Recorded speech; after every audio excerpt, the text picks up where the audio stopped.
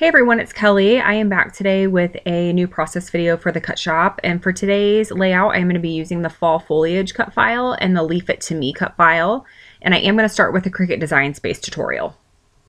So as you can see, I already have the cut files on the design screen, and I am just going to use one leaf from each cut file set.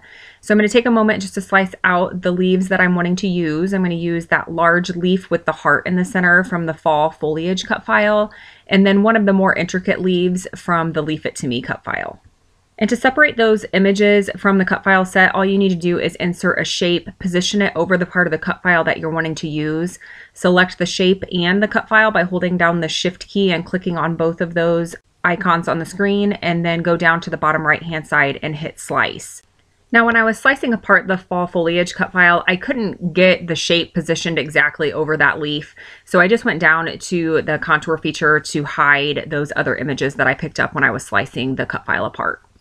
Now I'm going to duplicate the leaf with the heart, and I'm going to go back to the contour feature. I want to use the heart from one of those images and then just a solid leaf shape, so I'm hiding the opposite images that I'm not wanting to use. So I just want one leaf and one heart. And then I'm going to go to the templates and insert a scrapbook layout that just places a 12 by 12 square on the background. It just helps me when I'm trying to size the cut file images so I know how large I need them when I am going to be using them on my layout. Now, my idea for this layout was to create a wreath and have a cluster of leaves on the top left and a cluster of leaves on the bottom right.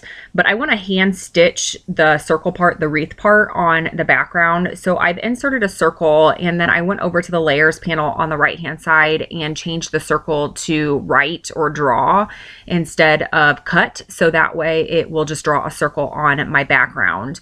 I am going to resize it to 10 inches because I think that's roughly how large I want the wreath to be. Now I'm going to start working on getting the leaves positioned, and I do want to rotate the leaves so that way they look like they're going around the circle. And that is why I had to hide or use the contour feature to hide the heart, because when I rotate the leaf, the heart would have rotated sideways also. And I want the heart to be positioned straight up and down because that is what I'm going to use for my photo placement.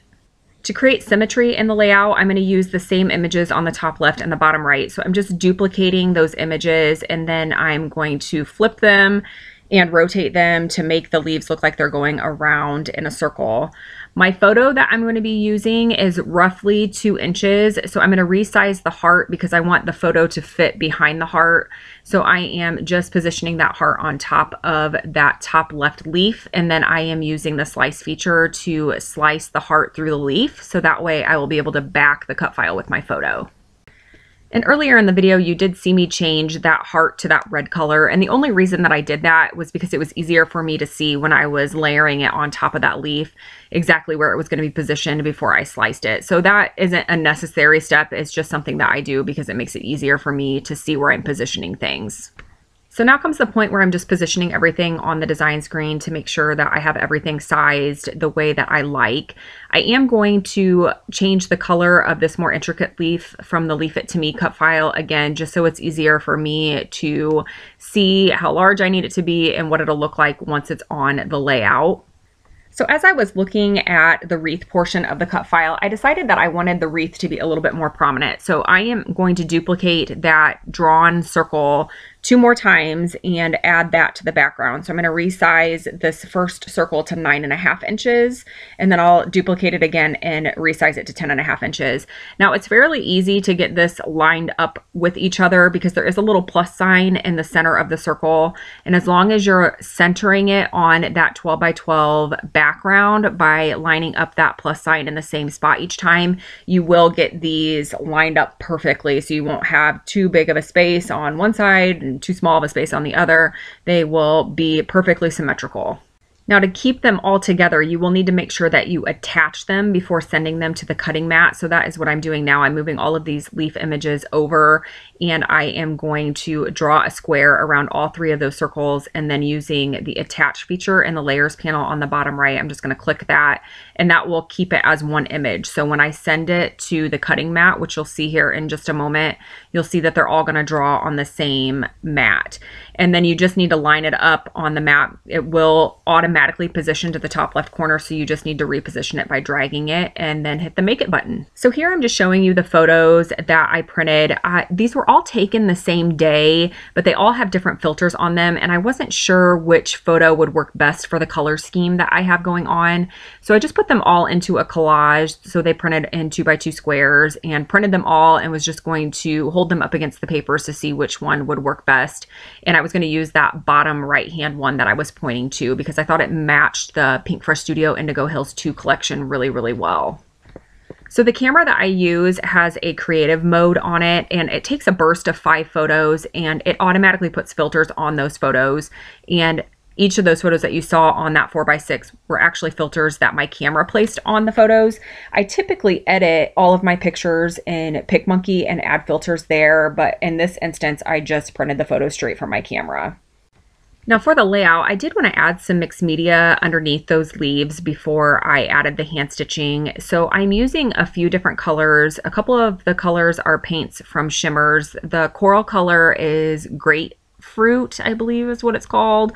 And then the more denim blue color is Lapis Dance. And now I'm bringing in a purple from the Prima Watercolor Confections Odyssey set. So I'm just using the packaging technique and then also adding some splatters. Now I do want to mention that I did add a layer of clear gesso to this white cardstock off camera before I started adding the watercolor, just because I wanted to make sure that the water wasn't going to cause the paper to ball up or tear, because I wasn't sure how wet I was actually going to get this cardstock. I do keep bringing the cut file images back onto the layout because I do want to make sure that I have enough of that mixed media showing and that you will be able to see it from behind those cut files. Now I'm adding my photo behind that heart, and I'm just going to use washi tape to secure it because I do plan on adding some stitching around that heart a little later on in the video. Here you can see that I have added the hand stitching, and I did use 3 different colors of purple, and I started with the darker color on the outside and then worked my way in almost in an ombre fashion. And here you can see that I did add some white stitching around my photo. And the main reason that I did that is because I felt like the colors on the photo matched this Indigo Hills 2 collection so well that the photo was almost getting lost. So by adding that rim of white stitching, I really feel like it helps your eye be drawn to the photo, which is what my main purpose is when I scrapbook. I do want the photos to be noticeable on my backgrounds. Now I'm just bringing in a bunch of die cuts from the Indigo Hills 2 collection and just positioning them around the leaves just to add a little bit more color to the background. And I really, really, really love this collection. The colors are just so beautiful. Now I'm going to add some foam behind the 2 larger leaves. I want them to stand off the background a little bit, and I'm just using some craft foam that I had purchased at Walmart, and it's typically what I use when I add dimension to the layout. I do use pop dots occasionally, but for these bigger images I like to use the craft foam. So I'm to the point now where I like how everything is positioned. So I'm going to start adhering everything down, and I am going to use liquid adhesive to adhere down almost everything on this layout because I want to make sure that it stays in place, especially with the gesso and the watercolor that I have on the background. For the small sprigs and the more intricate leaves, I do like to add the adhesive just to the very tip or the very end of the leaf or the sprig. That way it naturally lifts off the layout, and I just like that added dimension that leaves bring when you use them on a layout. So now begins the epic saga of me trying to figure out what to use for a title. I feel like this is one of the biggest challenges that I have when I create layouts, is figuring out what to do for the title. So I thought I would use In Love with Fall and use a combination of the die cuts and the different alpha stickers that are available in the Indigo Hills 2 collection. But I felt like I just had way too much going on with all the different colors and the different sizes and the different fonts. But I really liked that die cut word love. I liked how it brought an element of white to the bottom right hand leaf since I have the white stitching on the top left side. But I just really wasn't liking all the different combinations that I had. So I think about swapping out the die cut and using these gold letter stickers to spell out the word love, but I didn't really like that either. I really liked the pop of white. So I play around with it for a little while and try to figure out what to do. And I end up deciding just to use the die cut love and then just use the gold stickers to spell out the word fall. So my title is going to be Love Fall. So now that I have everything positioned and I was looking at the layout, I realized that I did cover up a lot of that coral color, the grapefruit color from Shimmers. So I am just using a paintbrush and that same color and just painting around the outside edges of all of these die cuts and cut files just to add a little bit more of that color to have it peeking out from behind all of those different things that I have on the background. And now that I'm looking at the layout, I decide that I need to add some gold because I do have the word fall that is using those beautiful gold letters. So I just grabbed my gold Heidi Swap Color Shine and just added some splatters all over the background. And this is pretty much going to wrap it up for this layout. I don't really have any journaling to go along with this. This was just us taking a walk in the woods. And I actually have another layout that I've already created that uses photos from the same day that I have journaling. So I'll just position these two photos next to each other in my album and it will all be explained what we were doing that day.